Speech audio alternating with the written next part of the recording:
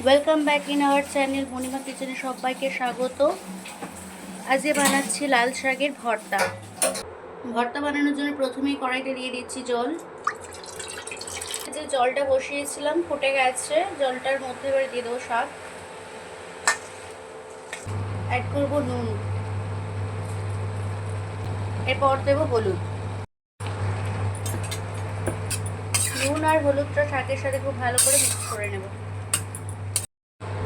ভাপানোর জন্য আমরা ঢাকা দিয়ে দিলাম, কিছুক্ষণ ভাপানো হবে। ঢাকনাটা খুলে দেখবো জলটা প্রায় শুকিয়ে এসছে। এবারে আমরা শাকটা তুলে নেব।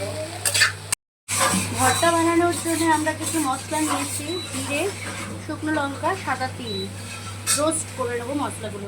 অল্প সর্ষের তেল দিয়ে দেবো, সব মশলাগুলো দিয়ে দেবো। জিরে, সাদা তিল দিয়ে দেবো। মশলাগুলো ভাজা হয়ে গেছে, এবারে তুলে নেব।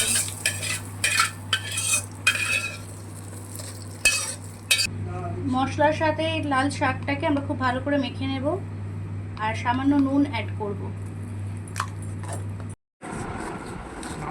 দেখুন মশলাটা আমরা মাখিয়ে নিয়েছি, এবারে শাকের সাথে খুব ভালো করে মেখে নিতে হবে।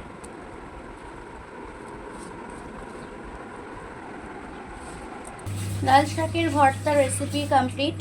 তো যদি ভালো লেগে থাকে লাইক, কমেন্ট, শেয়ার, সাবস্ক্রাইব করবেন। ধন্যবাদ।